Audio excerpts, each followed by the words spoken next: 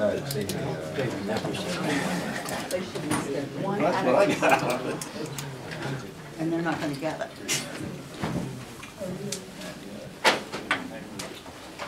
And these little tidbits came from people who want the job. I know, yeah.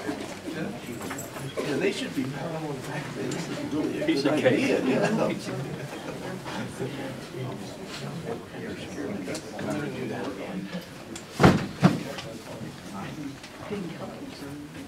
Hope so. Okay, our next presenter is Turner Construction Company. Introduce yourself and your team. I will, I'll start. Thank you for having us here this evening for this exciting project. My name is Jeff Klinger. I'm the Senior Operations Manager for Turner Construction Company. I'm also the principal in charge of this project. I have with me today, well, if you could just flip the, I'm sorry. Okay, you're driving, I'm sorry. Okay, our agenda is prepared for about a 10-minute presentation, introduction, project team, pre-construction followed by construction, and then some closing remarks from Chris. I have with me today, one more update with me today, Chris Beck, our general manager, Catherine Duffy, pre-construction estimating, and Kurt Wetzel, our project manager on-site full-time center of the universe. By way of organization, Chris and I provide the oversight management for the project. Kurt Wetzel will be, as I said, on-site full-time project manager. He's our guy. Supported by, in the field, supported by Dan Kavanaugh.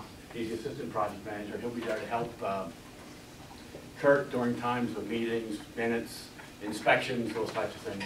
He'll be there on a part-time basis as needed. So early in the project, before we start, Kurt and Dan and I will sit down and map out how Dan did the best use on the project. Our pre-construction manager, Greg Smith, he's got a full-service pre-construction estimating department in Philadelphia, and he's supported by Catherine. Okay, a little bit about our history. We've been in business for 110 years. We're a national firm. A lot of employees, you can read along there, but really what it's all about, what it all boils down to is we're a local firm. The people that work in our office in Philadelphia, which is about 175 to 180, we're all from here, right here in Pennsylvania, 5-county Philadelphia area. And this is where we live, work, and play as it is. So, I read a little bit about your project, and you're looking to be green gold, our lead gold. So that's really how we stack up in the industry as relates to green construction projects, educational facilities, commercial construction, healthcare, for pretty much number one in green construction.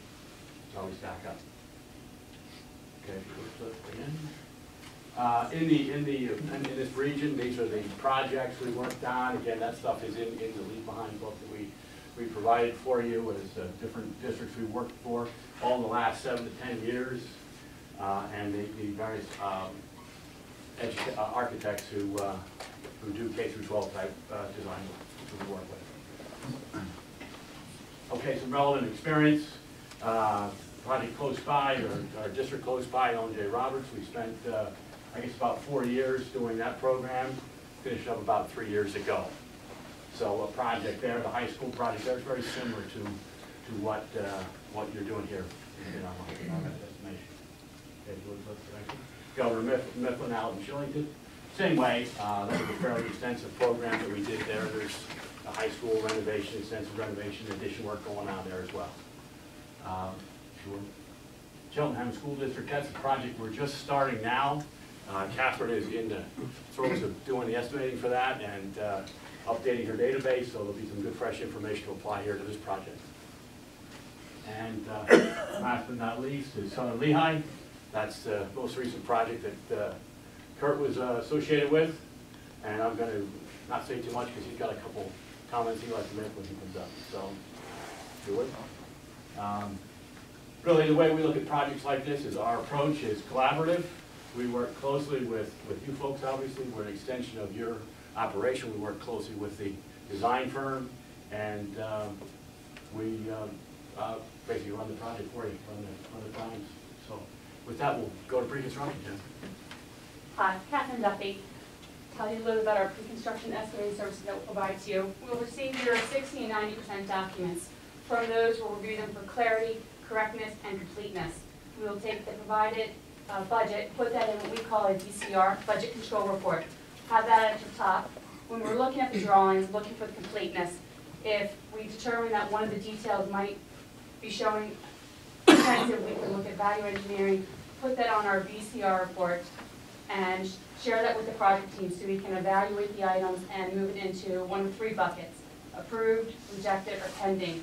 This VCR will give you a constant, instantaneous look at where your budget is during any stage of the pre-construction. We can, when we get to 95% docs, we would use the VCR and show you not just overs, but also some of the things that might be under, so that we know where the project, again, is heading. Again, we'll develop some value engineering, cost studies, also for you based on the drawings. After the drawings, we'll look at constructability. Again, looking for completeness. Are the drawings showing the right references for the details? Are the wall details necessarily the best approach? We'll bring in other staff members who have not looked at the drawings and have them give us their opinions on what they've seen in the field, so that we give you a nice watertight wall, or, you know, maybe there's a different piece of equipment that I didn't think about that would also keep our schedule. So constructability reviews will keep us out in the field, hopefully on schedule, and reduce the change orders that you would see. Again, all to keep the project on budget. Then moving down, we will offer you a site logistics plan, pretty self-evident. You know, so during the phasing, we'll show you what rooms we're cording off to keep the kids and the staff safe, that you shares with them, and you know what part of the building we're in and out of at all times. Kurt will talk some more about logistics later. And for the master schedule, we would review the master schedule with the project team, incorporate any agency requirements that are necessary, make sure that we're getting the bid documents on time from the project team, looking at the fabrication schedule, and when we're down in construction, making sure that our construction team is staying on schedule, and that, for example, the roofers are not taking too long to do what we had slated. And from that, I have two other slides that I'll just hit on quickly. This is just our example of what our budget control report would look like. It is in our book. You can take a look at and ask me any more questions later about it. And then the next slide, that's right, is a detail of what our constructability review report would look like. We start with a checklist. We go over every system to make sure that, you know, sometimes we do forget to hit all the major areas, minor areas, and give you, again, keep the project online. And with that, I'll turn it over to Kurt. Thank you, Catherine.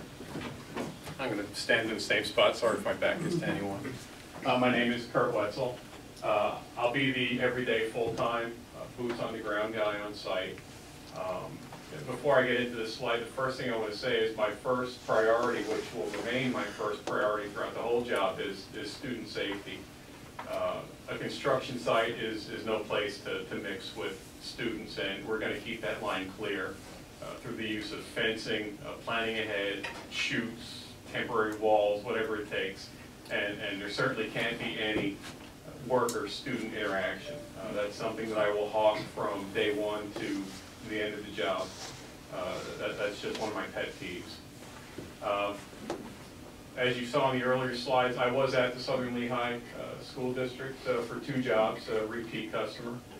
I was at the high school where we did an extensive renovation of the mechanicals, and we did some additions on that building, a gymnasium and a science lab and whatnot. The more recent job I was at was the intermediate school, which consisted of 2 new buildings, linked by a steel and glass bridge, about 145,000 square feet, that had classrooms, science labs, gymnasium, stage, art rooms, music rooms, admin spaces, the whole enchilada, a library. It was quite a nice building. It was a pleasure to be at that job too. My daily activities are pretty much everything that you have in your description. It's what I do: monitor and document the work. I get into everything.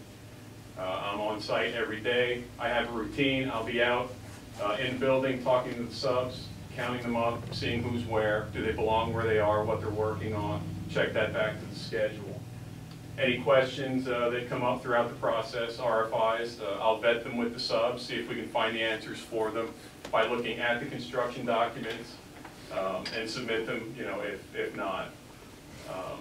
Try to anticipate any of the potential issues, just looking ahead at the drawings and the specs.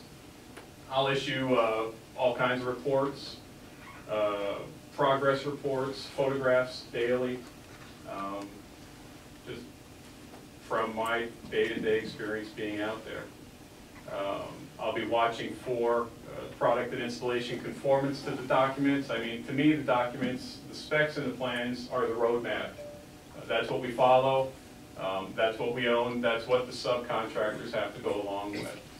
Also, I pride myself on maintaining the most up-to-date drawings and specs on the site.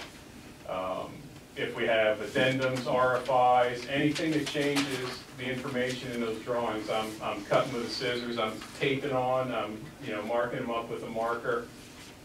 But anybody can come in my trailer, look at my drawings and specs, and know that they're looking at the latest information.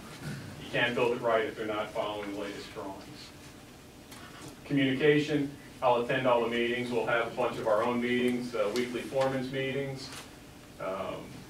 We'll have MEP coordination meetings, meetings that if an issue comes up that we have to have one. I will attend board meetings. We'll provide monthly reports. I have an example in the handout we're going to give. I have an example of a bunch of different paperwork for reporting and meeting minutes in that book that you'll be able to look at afterwards. And we'll assist in resolving any contractor issues. It's just, I'm the guy in the middle between you and them, and with them to the architect, and that's how I do things. If you could hit that, please. Schedule, pretty much the two things I like to say about that is we schedule work and then we work the schedule. You can't just get this massive book, set it aside, and then dust it off when there's a problem. We'll be looking at that. We'll make sure that we have the updates from the contractors. We'll make sure that they make sense, and we'll make sure that we stay on target with the schedule. We have something at Turner called the racks. It's a tool that we use up front where we sort of plot out the manpower and the volume of the job over the time frame, and it develops a curve, and that's just one of the many tools that we use to sort of set the tone for what we're looking at along the way. Next, please. Safety. It's Turner's culture that safety means life, and that to us is living injury-free every day. We don't want people hurt. There's no excuse for that. We have tools that we use for that. We have zero tolerance policy. If someone has issues, they're going to be called on it. We have a few things like nothing hits the ground, trying to keep the building clean, and ladders last is another one. We found that ladders cause a lot of injuries, so we, as a last resort to work off of the ladder, we prefer lifts and various other methods. Next slide, please. QA, QC, to me, that's pretty much, that just comes natural. Everything that we're having done out there has to be quality work and done well. A lot of different things we do. I put my eyes on everything that we have out there. We'll develop items to complete lists prior to even getting to the punch list, so I know what we're looking for in each space, and then we'll follow that through so it gets built the correct way before it becomes a punch list item at the end of the job. And again, I like to reference specifications and drawings. I know a lot of work goes into these, and that really, to me, is the roadmap for how we get to the end of the job. If there's somebody varying from those specs and drawings, we need to know why. It's just, that's my map, that's what I follow. Go ahead, please. Closeout, I know can be, the apple of someone's eye, or it can be the trouble at the end of the job. To me, closeout starts on day one with the proper documentation of everything we're doing as we're doing it. I'll coordinate the punch list completion. I'm actually weird about punch lists because I like it. I like everything about it. I like going in every room. I like opening every locker and moving every tag on every locker and checking every shelf and compiling the list with the architect and the owner. And I like checking the items off when they're complete. I like punch lists. It's the last best thing we're going to do in that building for you. And hot on the heels of that is going to be you're getting in there with your FF&E, your furniture, fixtures, and equipment. I don't want to blur the line over any damage that could occur while your contractors are in there and mine are in there. I want to be done and out of there, and you take it away. O&M manuals, as-built, I'll make sure that as they're called for in the spec, we'll get them and we'll turn them over to you at the end of the job. Warranty management, whatever's called for in the specifications, I'll make sure we have a matrix on that, and I'll pursue that from the subcontractors and make sure you get that at the end of the job. Owner documentation, if there's any training, we'll document that. However, it may or may not be written up. If it would get filmed, just documenting the startup of any of the systems. Reviewing final payments, I review all the pay apps. I'll be looking for the certified payroll, checking the percentages, and doing whatever I can with that to assure you that that they are owed the money that they're billing for. The monthly report that I issue, actually the back page of it is, and you'll see it's in the book, it's all about each subcontractor's value, change orders to date, amount of allowance used to date, and how much they've billed and been paid to date, and you'll get that monthly. And any of these reports that I compile, if you want them customized in any way or changed to suit your needs or show something else, all we got to do is talk about it. I can make that happen. That's it. And one more, just if you can hit one more. Thank you for letting me talk. So that Sorry about my back. the commitment of Turner to deliver the professional expertise as an extension of the district. And that's what it means to us as Turner. I mean, we firmly believe you're going through this process to pick a partner to the district, to represent you, and inherently also a risk manager. We look at, Catherine sees more drawings across her desk than any other estimator in our shop as it relates to schoolwork. So from working with the architect to manage the risk as it relates to the budget and the number, we have a whole bunch of database benchmarks that we can tell you price per square foot for every school we've done, renovation, new, and that can help guide to make sure there's discipline as it relates to a budget and a number. That's an extension of the district. Delivering the job constructability-wise, review of drawings, implementation of the work, protecting the students, quality on the job, it's an extension of the district. You're asking us to be that conscience. You're asking us to deliver that. Turner, we don't have yellow iron. Our assets are our people, and we believe we have the best assets compared to anybody. It's our commitment. We need to deliver those for your benefit. And these are the people you get. He's here full-time representing you with this principal in charge helping them. She's working full-time on the estimate service to make sure that number stays where it's supposed to. So with that, that's the Turner commitment, and we'll turn it to Q&A.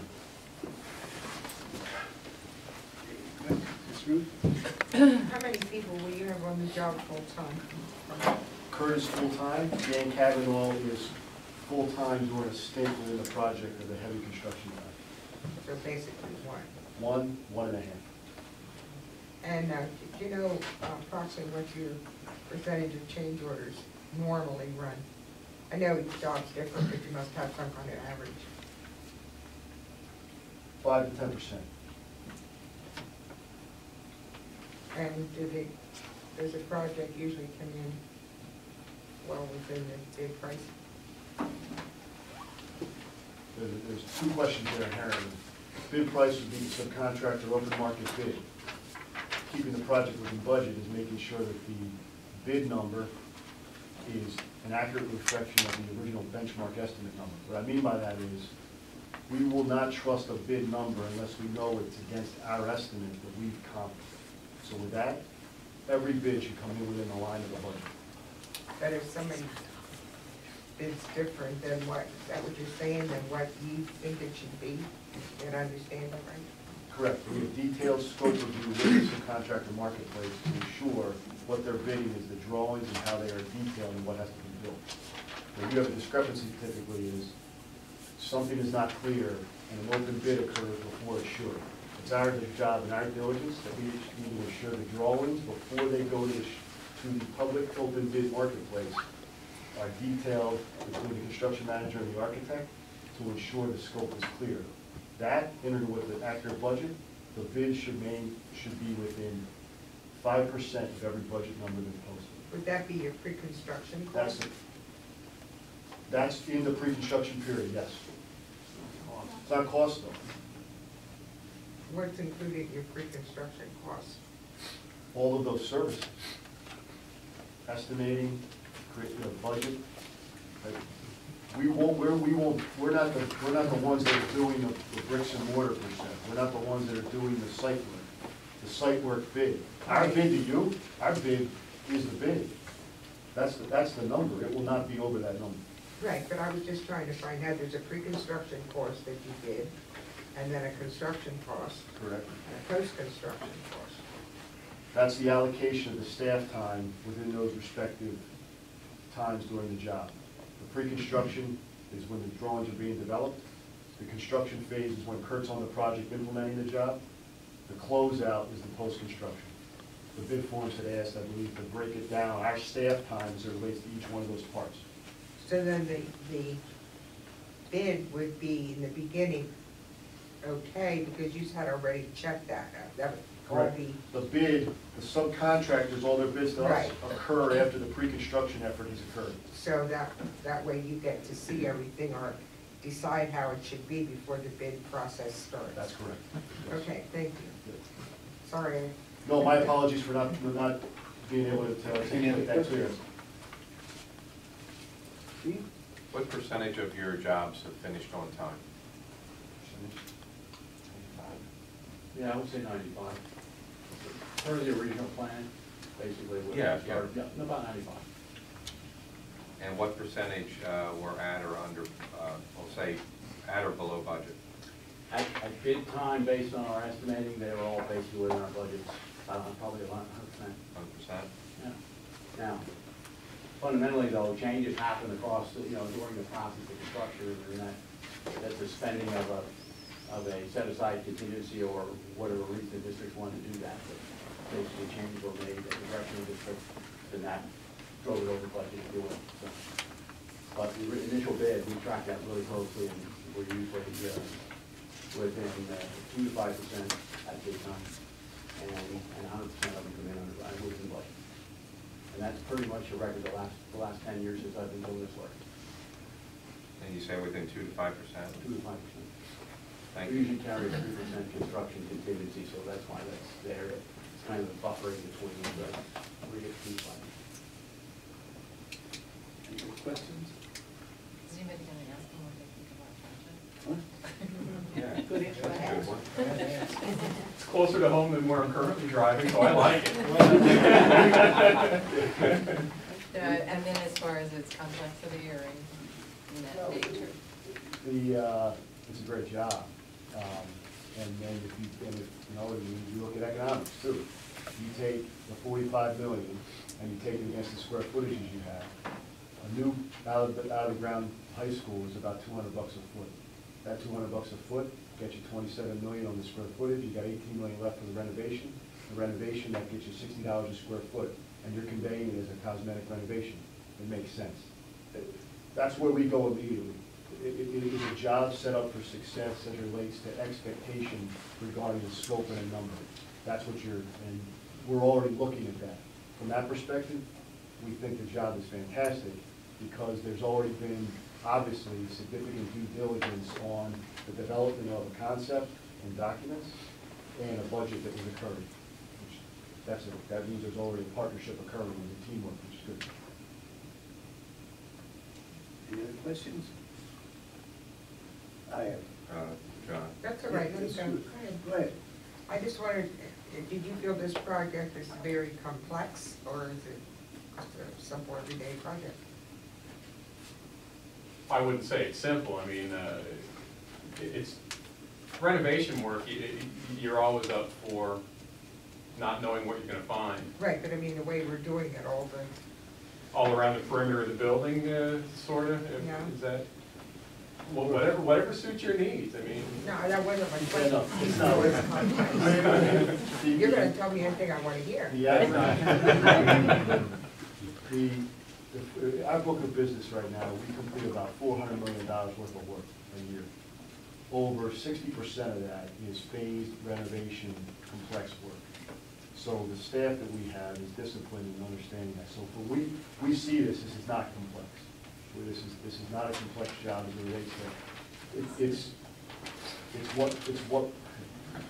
it's what we do.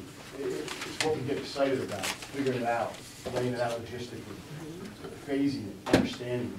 So from a construction manager's perspective, complex.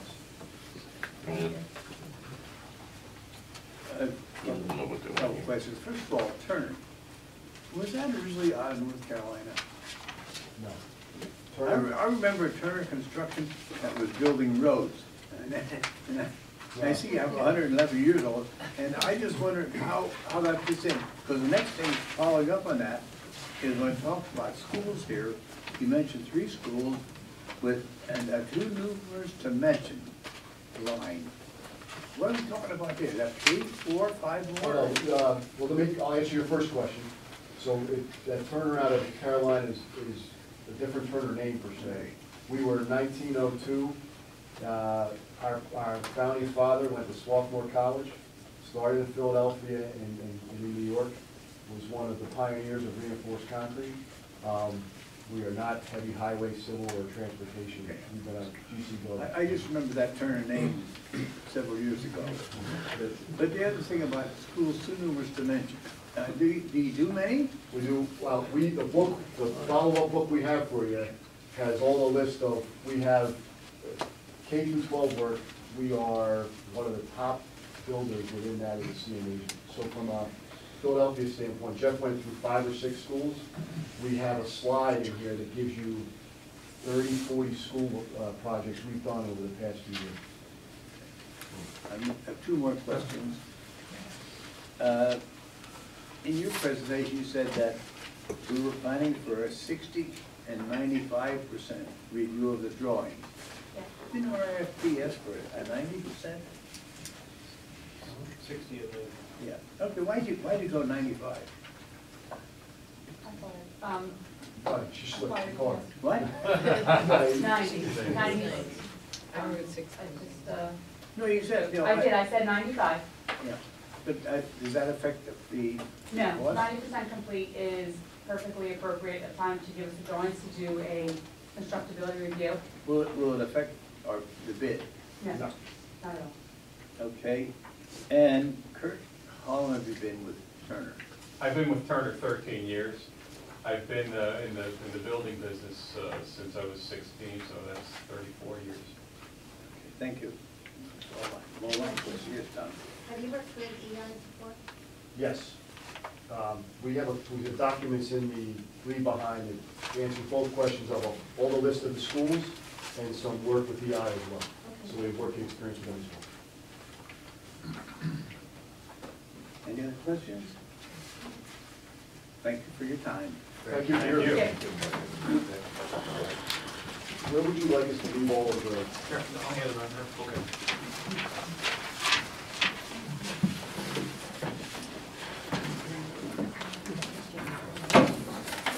And I apologize for that, I didn't mean to.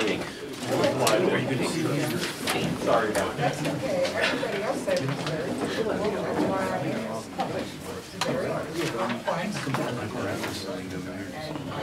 to know your feelings.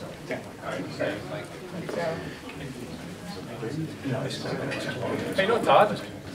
Good to see you again, buddy. Sure. Are you having fun? Really? Is there any more? Thank all of you.